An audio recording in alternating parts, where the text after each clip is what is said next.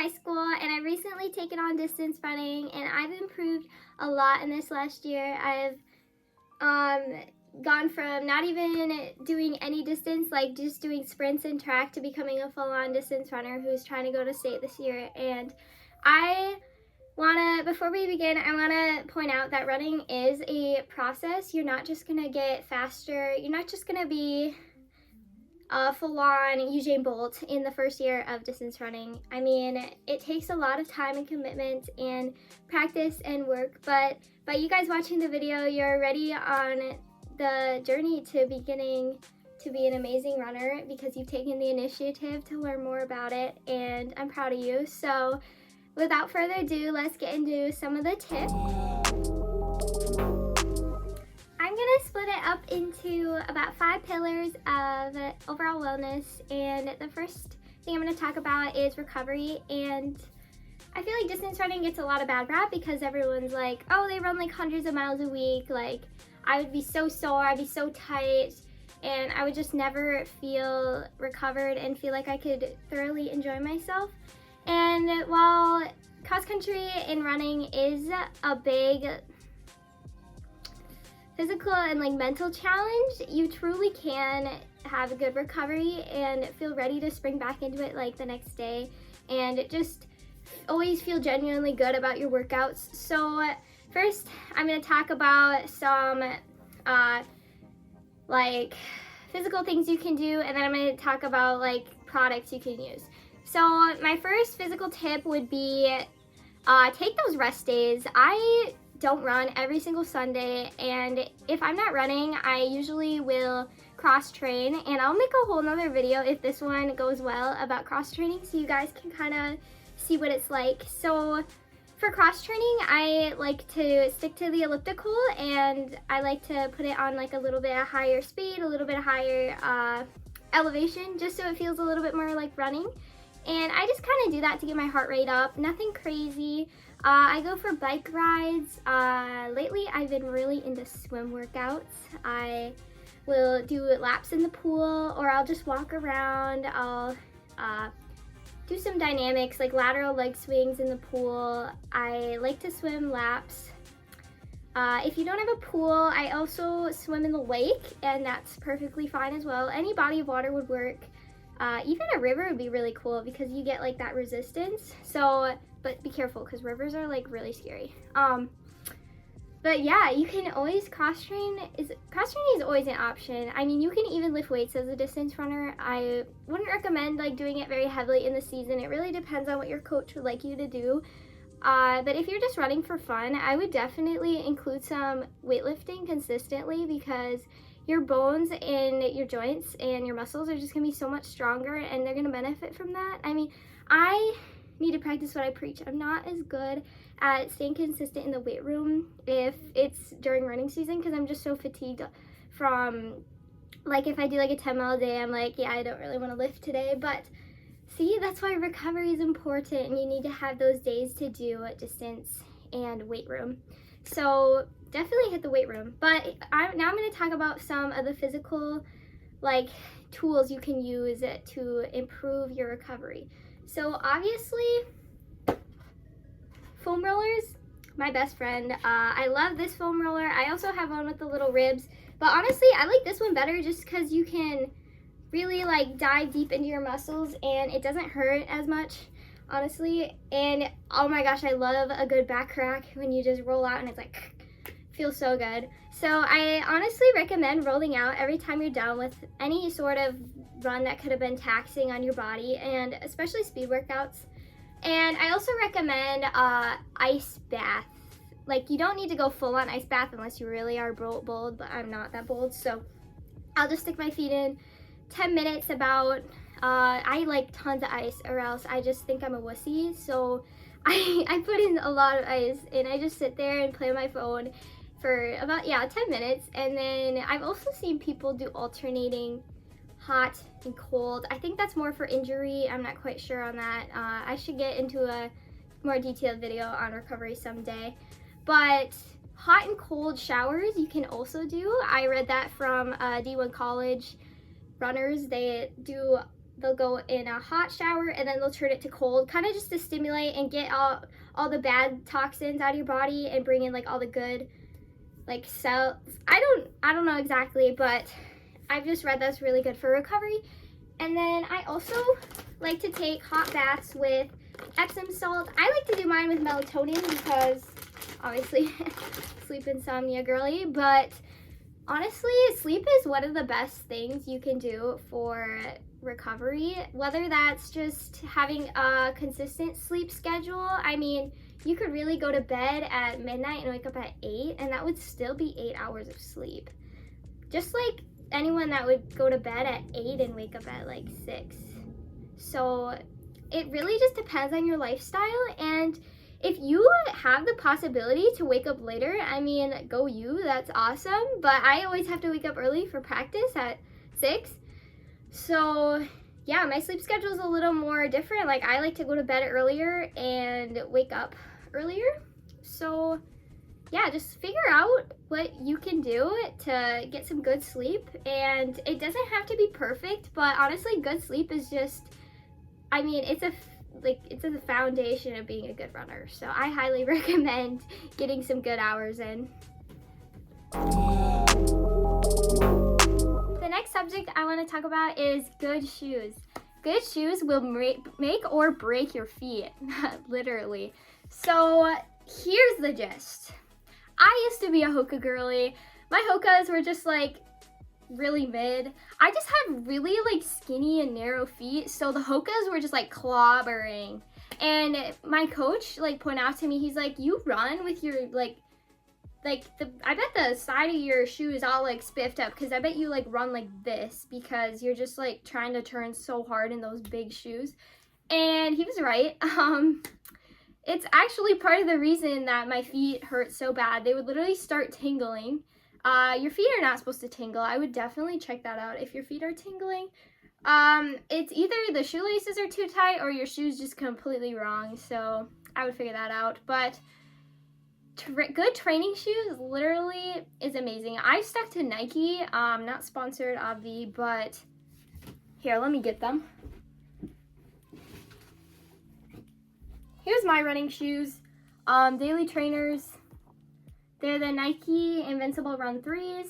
I have about 3 pairs of these. Love them, but they just work good for my for my foot because they're like skinny in the middle. And honestly, if you have a coach that's really good at it, definitely have a conversation with them.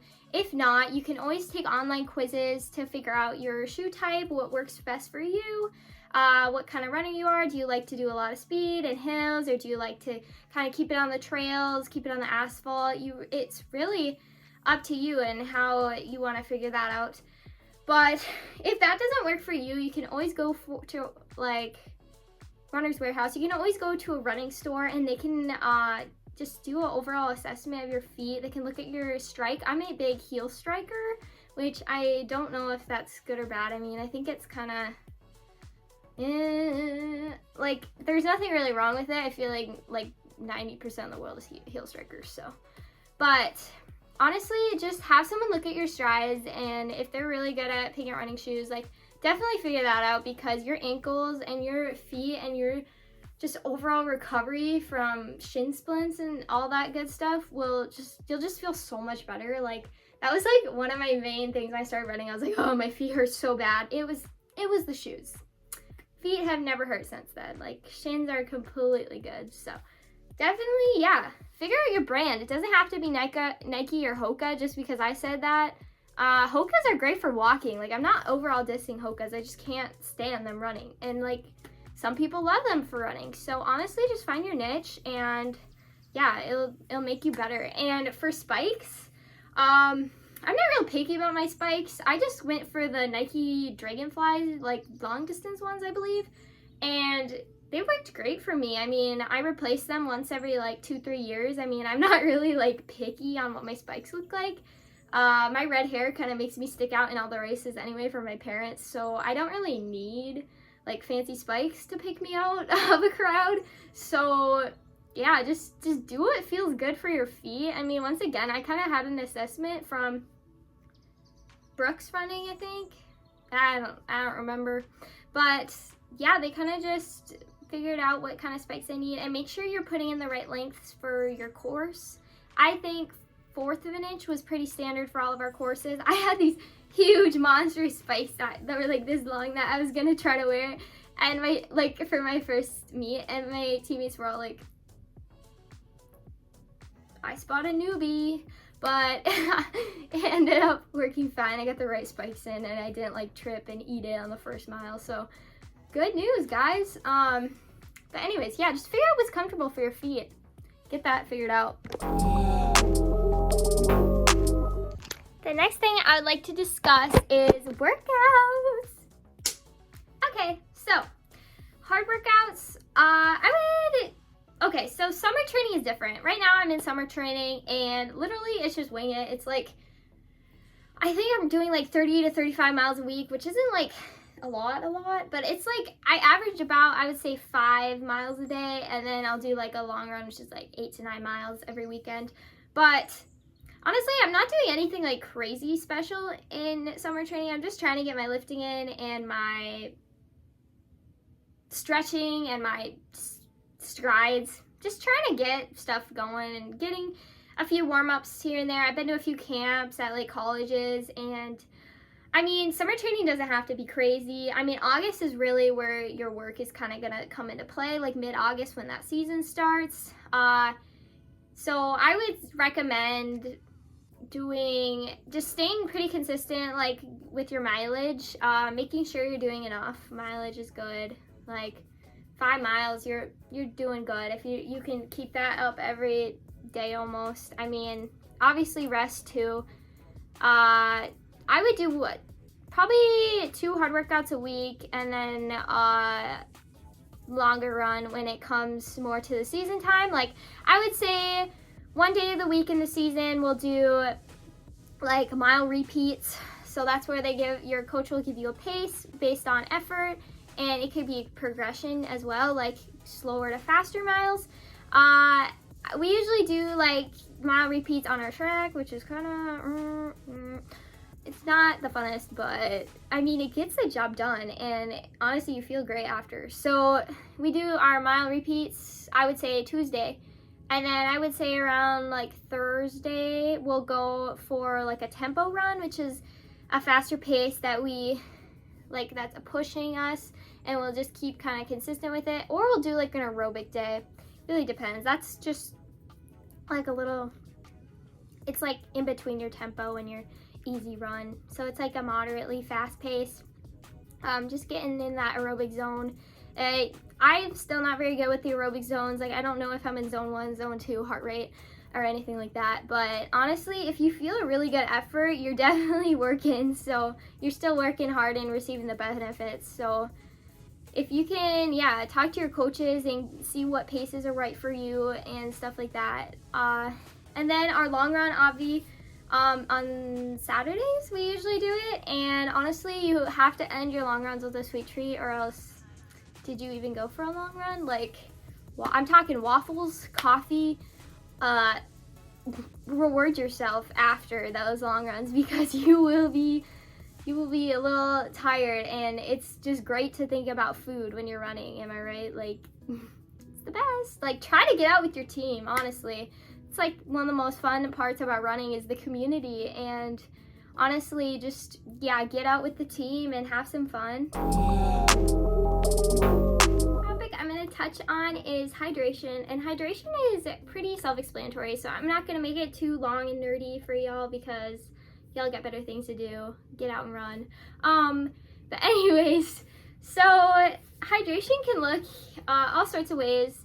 Electrolyte substances are great. I love to use liquid IV. If I pop a liquid IV before my run, I'm gonna feel so hydrated. I mean, I might get a little side cramp if I'm like, chugging it before I leave, but usually if you just take your time to digest and drink your fluids, you will be great on your run. I also I don't recommend Gatorade Zero, because honestly there's no sugar in there, which, I mean, I'm on a low sugar diet, so I feel like it's fine, but you're an athlete and you need those natural sugars to kind of, well, they're probably artificial, but you need those sugars to kind of like lift you up and give you energy and glucose as a quick carb source. So if you want a bag of fruit snacks or an apple or a banana or like a bag of pretzels, honestly, any sort of like sugars and hydration that you can get into your body before your run, the better. It just gives you that substantial energy throughout your run. So my favorite go-to is like banana with peanut butter or an apple with peanut butter, just something that can kind of hold my stomach. And I love Propel. I don't know if Propel is in the same factor of natural sugars or not, like if the 0 calories, 0 sugar, whatever, like affects you.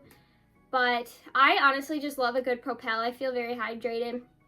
I also recommend juice. Like if you can drink a glass of apple juice or a glass of chocolate milk after your run, that will really like help replenish you. It has a bit of calories, a bit of that natural sugar, just to kind of make sure you don't crash. Honestly, yeah, just drink your fluids consistently. I fill up my water bottle a couple times a day. I have a huge hydro flask. One of those girls. Anyways, but just make sure you're drinking water. I mean, it just helps the body flow and helps you not cramp up, so I recommend it. The last pillar I'm going to talk about is nutrition. And I'm going to try not to get too geeky because I actually really like nutrition, and I kind of want to like minor in it in college, but nutrition is so important for an athlete. I know your parents are drilling on you, eat healthy. I know your teammates, well, not your teammates, but your coaches are probably like, eat healthy. Just, please listen to them. I used to eat like so unhealthy. I eat ramen every single day, chocolate milk every single day. Like I was so not healthy. And like I'm not saying those are bad, but like it was consistent. And I had like I don't think I had vegetables included in my diet, and that was a bad idea.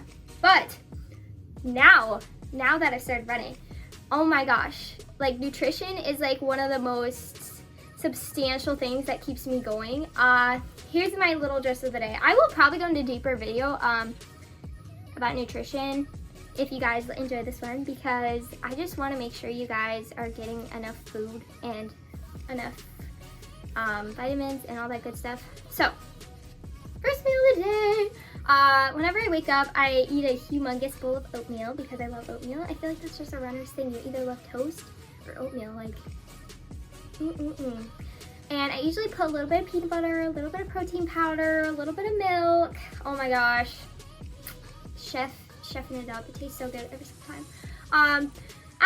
If I don't have that, I'll usually have some like eggs and toast, but it's not as yummy.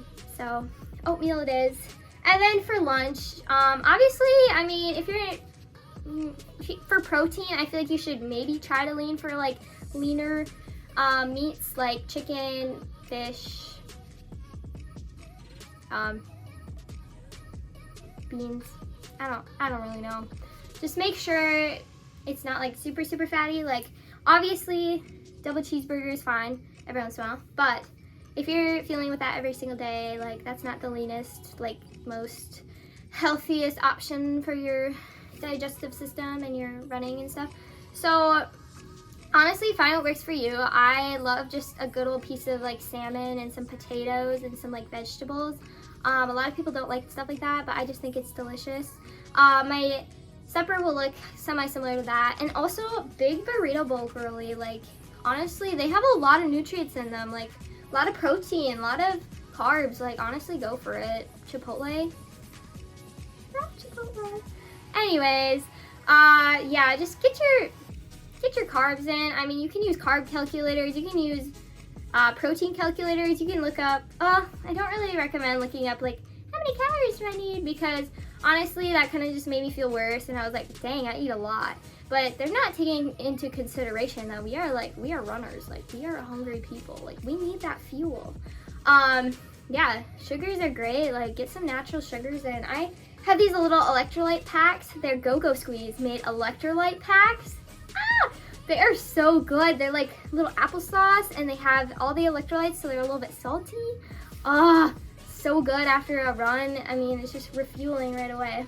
So make sure you're getting snacks in right after your run, because otherwise you're just gonna feel like gassed. And make time to eat. Like, make sure you're planning ahead. I mean, you don't have to do that all the time, but it just goes so much easier if you know what you're gonna eat, when you're gonna eat. Just makes you feel better. And don't make eating a chore. Make sure you're eating enough, because a lot of distance runners have hormonal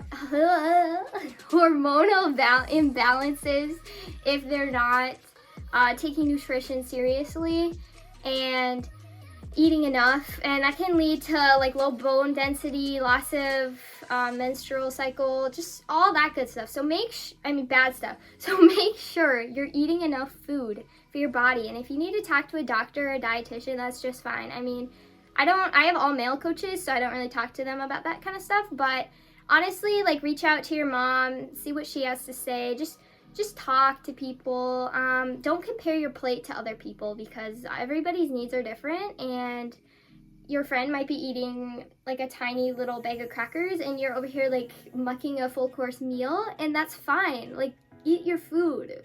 Be a big back, because cross country makes you hungry. So please eat. Okay, that is everything I have for y'all today. And if you want to see more detailed videos on the running process and all that good stuff, make sure you subscribe and come back for more videos. I would love to talk more deeply into the pillars. And if you have any questions, please reach out to me in a comment and I would love to answer. All right, well, have a great day. I hope everybody reaches your PRs and gets better in some way today. So, bye-bye.